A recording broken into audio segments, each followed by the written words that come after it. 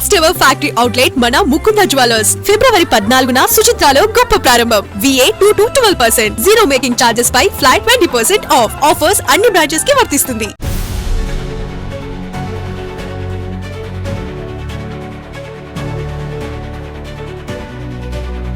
నమస్తే, welcome to Aadan మరో కోణం. నేను కిషోర్ కుమార్. నా వీడియోలు మీరు ఎక్కడా వెతుక్కోకుండా డైరెక్ట్గా మీ ఫోన్కే, మీ వాట్సాప్కే వచ్చి చేరాలనుకుంటే స్క్రీన్ మీద కనిపిస్తున్నటువంటి నెంబర్కి వాట్సాప్లో హాయ్ అని ఒక చిన్న మెసేజ్ పెట్టండి. మా టీం ఎప్పటికప్పుడు నా వీడియోలన్నీ మీకు చేరవేస్తుంది. ఇది కేవలం వాట్సాప్ సర్వీస్ మాత్రమే. దయచేసి అలాంటి కాల్స్ స్వీకరించబడవు, ఎలాంటి కాల్స్ కూడా చెయ్యొద్దు.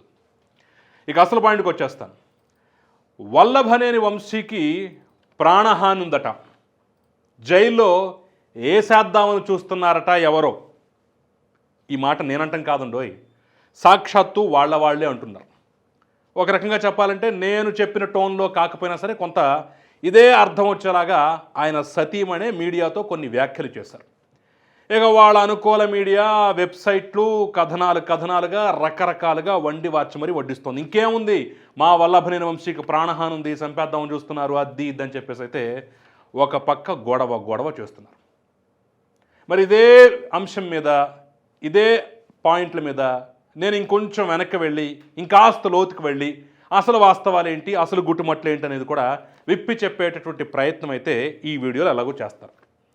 కాకపోతే అంతకన్నా ముందు ఇదే అంశం మీద మీ అభిప్రాయం ఏంటి, మీరేమనుకుంటున్నారు అనేది నాకు ఒక్కసారి కమెంట్ రూపంలో తెలియజేసేటటువంటి ప్రయత్నం అయితే చేయండి. ఇదే పాయింట్ని, ఇదే అంశాన్ని నేను మీకు ఒక చిన్న ప్రశ్న రూపంలో ఇస్తున్నాను. నిజంగానే జైల్లో వల్లభనేని వంశీకి ప్రాణహాని ఉందా? మీరేమనుకుంటున్నారు? ఆప్షన్ ఏ ఎస్, ప్రాణహాని ఉంది. ఆప్షన్ బి అబ్బే అలాంటిది ఏమీ లేదు, అసలు అవకాశం కూడా లేదు. ఈ రెండిట్లో మీ అభిప్రాయం ఏదున్నా సరే, ఇవి కాకుండా వేరే అభిప్రాయాలు ఉన్నా సరే నాకు కింద కమెంట్ రూపంలో తెలియజేసేటటువంటి ప్రయత్నం అయితే తప్పకుండా చేయండి. ఇక అసలు పాయింట్కి వచ్చేస్తాం.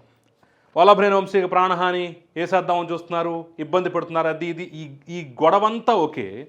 వాళ్ళు చెప్పిన అంశాలు ఏంటో తెలుసా? చాలా విచిత్రమైనటువంటి అంశాలు. 60 సీసీ కెమెరాలు పెట్టి వల్లభనేని వంశీని జైల్లో ఇబ్బంది పెడుతున్నారట. ఇది అరెస్ట్ చేయగానే, ఆ తతంగం పూర్తయిపోగానే, రిమాండ్ వేయగానే వెంటనే ఆయన్ని విజయవాడ జిల్లా జైలుకు తరలించారు. విజయవాడ జిల్లా జైల్లో అట చుట్టూ 60 సీసీ కెమెరాలు పెట్టి ఇబ్బంది పెడుతున్నారట. మరి సీసీ కెమెరాలు పెట్టి ఇంకా ఎక్కువగా నిఘా పెట్టి చీమ చుట్టుక్కుమన్నా సరే తెలుసుకునే ప్రయత్నం చేస్తుంటే ప్రాణహాని ఉందని ఎలా భావిస్తారు? అన్ని సీసీ కెమెరాల నిఘాల్లో కూడా డైరెక్ట్గా పొడిచేవాడు, చంపేవాడు వచ్చేసి కెమెరా ఎక్కడుందో చూసుకొని కెమెరాకి ఫేస్ చేసుకొని కసక్కని పొడిచేసి హాయ్ నేనే పొడిచాను అని చెప్పేసి దొరికిపోతాడా ఏంటి? మాట్లాడితే మీనింగ్ ఉండాలి. అరే ఒక్క సీసీ కెమెరా కూడా లేదండి, అన్నీ పీకేశారండి, వైర్లు మొత్తం లాగేశారండి అని చెప్తే ఒక అర్థం పర్థం, అందం చందం. ఎక్స్ట్రాగా పెడితేనంటే మరి అది ప్రాణహాని అని ఎలా అనుకుంటారో, ఇబ్బందిని ఎలా అనుకుంటారో నాకు అర్థం కాదు. వాళ్ళకే తెలియదు, ఆరోపణ చేసే వాళ్ళకే తెలియదు. ఇక ఈ ప్రాణహానికి సంబంధించి మరొక అంశం ఏంటంటే పాపం ఆయనకు నడుం నొప్పి ఉందట. ఇబ్బంది పడుతున్నారట. నడుం నొప్పి ఉంటే ప్రాణాలు పోవు కదా. నడుం నొప్పితోటి మనిషిని చంపేయలేరు కదా, అసాధ్యం కూడా కాదు కదా. ఏం లాజిక్ ఇది? సరిగ్గా సౌకర్యాలు లేవట. అందరూ కామన్గా చెప్పే డైలాగే. మనకి ఫోమ్ బెడ్లు, అద్భుతమైనటువంటి కుషన్ పరుపులు, ఏసీ సౌకర్యాలు, చిటకేస్తే అలా జ్యూసు, టీలు, కాఫీలు, భోజనాలు అందించేటటువంటి పరివారము, పనివాళ్ళు, ఇవన్నీ అమర్చి పెడితే అద్భుతమైన సౌకర్యాలు ఉన్నట్టు అబ్బా జైలు చాలా బాగుందండి, అద్భుతంగా చూసుకున్నారండి అని చెప్పి సర్టిఫికెట్ ఇస్తారా? మాట్లాడటానికి మీనింగ్ ఉండాలండి. సో ఇది ఈ డొల్లతనం, ఈ గొడవ, ఇదంతా వీళ్ళు చెప్తున్నటువంటి కారణాలు. దీనికి తోడుగా వంశీ కూడా అలా జైల్లోకి వెళ్ళాడో లేదో, నేను ఈ బ్యారెక్లో ఉండను, నేను ఈ బెడ్ మీద పడుకోను, నాకు ఈ సౌకర్యాలు లేవు, నా కథంతా ఇది, మీరు ఇలా చేస్తున్నారని చెప్పేసి అక్కడ కూడా గొడవ. ఎలా అర్థం చేసుకోవాలి? ఎస్. అయితే దీని మీద మనం ఒక్కసారి ఇంకొంచెం లోతుకు వెళ్ళే ప్రయత్నం చేద్దాం. అరెస్ట్ ఏదైనా అరెస్టే కదా. చంద్రబాబు నాయుడు కూడా 15 నెలల క్రితం అరెస్ట్ చేశారు. ఇక్కడన్న విజయవాడ సెంట్రల్ జైలు ఇది, అది ఏకంగా రాజమండ్రి సెంట్రల్ జైలుకి తరలించారు. ఒక్కసారి ఆ అరెస్టుని, ఈ అరెస్టుని ఒక్కసారి పక్కన పెట్టి పోల్చి చూస్తే అద్భుతమైనటువంటి విషయాలు కూడా బయటపడతాయి. ఈరోజు వంశీని చాలా సింపుల్గా అరెస్ట్ చేశారు. తెల్లారుజామున వెళ్ళి డోరు కొట్టి ఆయన బయటికి రాగానే విషయం చెప్పి నోటీస్ ఇచ్చి ఎఫ్ఐఆర్ ఇచ్చి ఫలానా కేసులో నేను అరెస్ట్ చేస్తామని చెప్తే నేను బట్టలు మార్చుకుంటానని చెప్పేసి లోపలికి వెళ్ళి బాత్రూంలో 40 నిమిషాల పాటు ఉండి ఏదో దొడ్డిదారిన పారిపోయే ప్రయత్నం కూడా చేశాడంటారు. ఇన్ని చేస్తే ఫైనల్గా పట్టుకొని తీసుకొచ్చారు. కానీ చంద్రబాబుకి ఏం చేశారు ఒక్కసారి మీరు ఆలోచించుకోండి. నంద్యాల పర్యటనలో ఉంటే అర్ధరాత్రి వెళ్ళిపోయి బస్సులో పడుకుంటే పడుకోనివ్వకుండా ఇష్టం వచ్చినట్టుగా గంటకి రభస చేసి బస్సు అద్దాలు కొట్టి డోర్లు కొట్టి నిద్రపోనివ్వకుండా తెల్లవారుజామును లేపి కనీసం ఎఫ్ఐఆర్ కేసు విషయం కూడా తెలియకుండా ఎఫ్ఐఆర్ కూడా పెట్టకుండా అలా తీసుకొచ్చేశారు. ఇది నేను వేగ్గా చెప్తుంది కాదు. దానికి సంబంధించినటువంటి అరెస్ట్ వీడియోలు ఇప్పటికీ సోషల్ మీడియాలో ఉన్నాయి, యూట్యూబ్లో ఉన్నాయి. ఇలా కొడితే అలా వస్తాయి.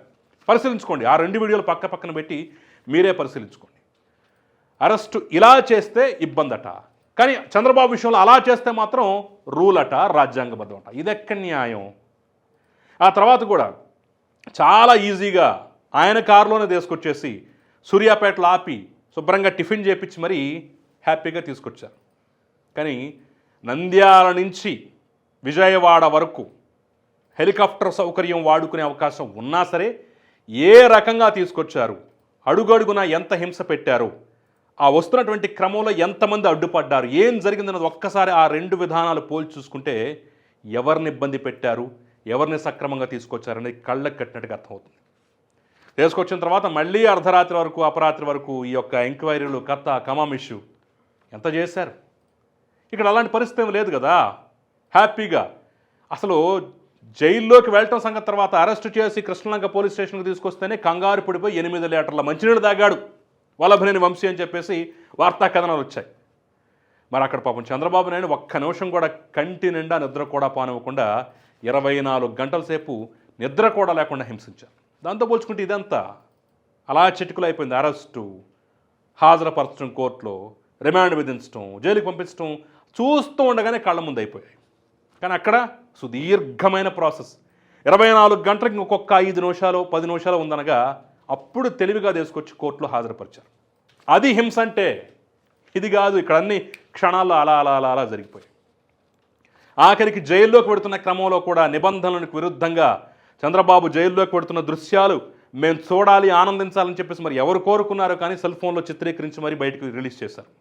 అది నిబంధన, రూలా? ఇక్కడ అలాంటివి జరగలేదే. సరే, లోపలికి వెళ్ళాడు చంద్రబాబు నాయుడు, వల్లభనేని వంశీ. వెళ్ళిన దగ్గర నుంచి గొడవే కదా. ఫస్ట్ చంద్రబాబు నాయుడు అరెస్ట్ చేసిన తర్వాత ఆ క్రమంలో అయ్యా ఇక్కడ దోమలు చాలా ఎక్కువగా ఉన్నాయి, పైగా డెంగ్యూ మలేరియా ఎక్కువగా వ్యాపించే కాలం ఇది, కొంచెం కంట్రోల్ చేయండి అని చెప్పేసి అడిగినందుకు ఎన్ని మాటలు అన్నారు మీ నాయకులే. జైల్లో దోమలు కొట్టక రంభా ఊర్వశి వచ్చి కన్ను కొడతారా అని హీనంగా, నీచంగా, వయస్సును కూడా చూడకుండా దిక్కుమాలిన మాటలు మాట్లాడినటువంటి చరిత్ర ఎవరిదో ఒక్కసారి పరిశీలిద్దాం. మహిళా నేతలు, ఆవిడెవరో విజయవాడకు సంబంధించినటువంటి ఒక మహిళా నేత, బహుశా పేరు రజనీ అనుకుంటారు. ఇప్పటికే సోషల్ మీడియాలో ఆ వీడియో క్లిప్పులు తిరుగుతూనే ఉన్నాయి. కాదండి, జైల్లో దోమలు కొట్టకుండా రంభా బురుసు వచ్చి కన్ను కొడతారా అని చాలా వ్యంగ్యంగా, వెటకారంగా మాట్లాడిన మాటలు. చాలా కుట్ర జరిగింది దాని వెనక్కి కూడా. ఆడ చెత్తను క్లీన్ చేయనీయకుండా కావాలని దోమల్ని రావడానికి ప్రేరేపించారని చెప్పేసి కూడా అప్పుడు అనేక ఆరోపణలు వచ్చాయి. ఎస్, ఆఖరికి కూర్చునే చైర్ కోసం, పడుకునే బెడ్ కోసం, గ్లాసు కోసం ఈ ప్రతి సందర్భంలో కోర్టుకి వెళ్ళి పిటిషన్లు వేసే తెచ్చుకున్నాడు కదా చంద్రబాబు. వేడి నీళ్ళు ఆయన వంటికి పడవు, కాస్త వేడి నీళ్ళు ఇప్పించండి మహాప్రభో. మాజీ ముఖ్యమంత్రి, దాదాపు అప్పటికే 14 సంవత్సరాలు ముఖ్యమంత్రిగా చేశాడు, 15 సంవత్సరాల పైగా రాష్ట్రానికి ప్రతిపక్ష నేతగా చేశాడు, 40 ఏళ్ల సుదీర్ఘ రాజకీయ అనుభవం కలిగినటువంటి దేశంలోనే అతి గొప్ప రాజకీయవేత్త. కనీసం ఆరోగ్య కారణాల దృష్ట్యా, వయసు దృష్ట్యా వేడి నీళ్లు స్నానానికి ఇప్పించనంటే ఎంతగా గోలు పెట్టారు. దాన్ని కూడా కోర్టుకెళ్ళి తెచ్చుకోవాల్సి వచ్చింది. చరిత్ర మర్చిపోతే ఎట్లా? ఆఖరికి ఆయనకున్నటువంటి సహజమైనటువంటి ఆరోగ్య సమస్యలు, చర్మ సమస్యల వల్ల ఆ ఒక్కపోతకి తట్టుకోలేక ఏసీ తెప్పించండి, నాకున్న పరాణ ఆరోగ్య సమస్య కొన్ని దశాబ్దాలుగా ఉంది, దాని మీద కూడా కొన్ని కామెంట్లు చేస్తారు. ఆ నీచమైన కామెంట్లు నేను చెప్పలేను కనమండి. అది సహజమైనటువంటి, ప్రతి మనిషిలోనూ ఏదో ఒక మనిషిలో ఉండేటట్టు సహజమైన అనారోగ్యం. దీనివల్ల ఇబ్బందికరమైన పరిస్థితి. అక్కడ ఆ పొక్కులన్నీ ఎక్కువైపోతున్నాయి, చర్మం మీద దద్దుర్లు ఎక్కువైపోతున్నాయి. దయచేసి ఒక ఏసీ ఇప్పించండి అంటే నిబంధనలు కుదరదు అని చెప్పేసి చెప్పారు.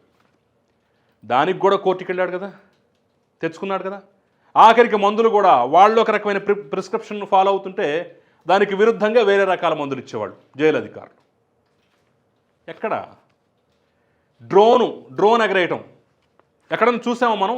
జైలు మీద ఒక విఐపి ఉన్నప్పుడు, విఐపి ఖైదీ ఉన్నప్పుడు, ఒక పెద్ద రాజకీయవేత్తను జైల్లో పెట్టినప్పుడు ఆ సరౌండింగ్స్లో డ్రోన్లు ఎగరటం ఎప్పుడన్నా చూసామా? చంద్రబాబు నాయుడు విషయంలో జరిగింది కదా, అప్పుడే కదా ఆయన కూడా గగ్గోలు పెట్టింది ప్రాణభయంతో. ఒకానొక దశలో ఆయన కుటుంబ సభ్యులు కూడా లోపల పరిస్థితిని బయటకు చెప్పలేక మీడియాతో కూడా మాట్లాడకుండా బయటకు వెళ్ళిపోయిన సందర్భాలు ఉన్నాయి. ఇక ములాఖతుల విషయంలో ఏం చేశారో, నిక్కచ్చిగా రూల్స్ ఎలా పాటించారో కూడా పెద్దగా నేను మళ్ళీ స్పెషల్గా చెప్పక్కర్లేదు. ఇన్ని డొల్లతనాలుంటే ప్రతి దశలో యుద్ధం, ఆ 53 రోజులు యుద్ధం చేసినట్టుగా కోర్టులకు వెళ్ళి పిటిషన్లు వేసుకుని మొత్తానికి జైలు జీవితం గడిపాడు. మరి దాంతో పోల్చుకుంటే వల్లభనేని వంశీది ఎంత? వల్లభనేని వంశీ వయసు ఎంత? 50 చిల్లర. నడున్నొప్పట, దానికి ప్రాణాలు పోతాయట, సీసీ కెమెరాలు పెట్టారట, ఇది మాస్టర్ స్కెచ్ అట. అయినా సరే వల్లభనేని వంశీ పట్ల జాగ్రత్తగా వ్యవహరించాలి, ఆయన మీద ఏగ వాలకుండా చూసుకోవాలి. కుటుంబ సభ్యులకి ఏమైనా అనుమానాలు ఉంటే అవి తీర్చాల్సిన బాధ్యత అయితే ప్రభుత్వం మీద ఉంది. ఎందుకంటే మీరు రూల్ ఆఫ్ లా పాటిస్తారని చెప్పేసి మీ మీద నమ్మకం ప్రజలకు ఉంది, దాన్ని మాత్రం పోగొట్టుకోకూడదు. At the same time jail manual ప్రకారం వల్లభనేని వంశీకి ఏదో ఇవ్వాల్సినవన్నీ ఇవ్వాలి తప్ప లోటు అయితే చేయకూడదు. ఒక సగటు ఖైదీకి, ఆ స్థాయిలో ఉన్న ఖైదీకి ఎలాంటిది ఇస్తారో అలాంటిది ఇవ్వాలి. ఇప్పుడు కక్ష సాధించండి, హింసించండి అని చెప్పేసి ఎవరు ఉద్బోధ చేయట్లేదు.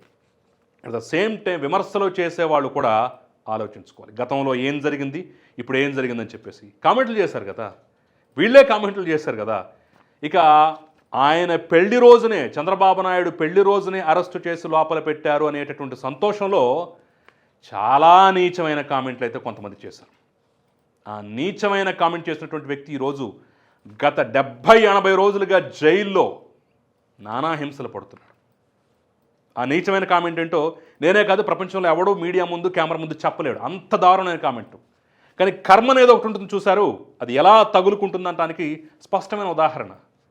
ఇప్పుడు వల్లభనేని వంశీ వాళ్ళు లాంటి వాళ్ళు జైల్లో ఉన్నారు. అలాంటి నీచమైన కామెంట్లు చేసిన వాళ్ళు కూడా జైల్లో ఉండి బెయిళ్లు దొరక్క కుంగి కృషించిపోతున్నటువంటి పరిస్థితి. సో కర్మ అనేది ఎవ్వరిని విడిచిపెట్టదు.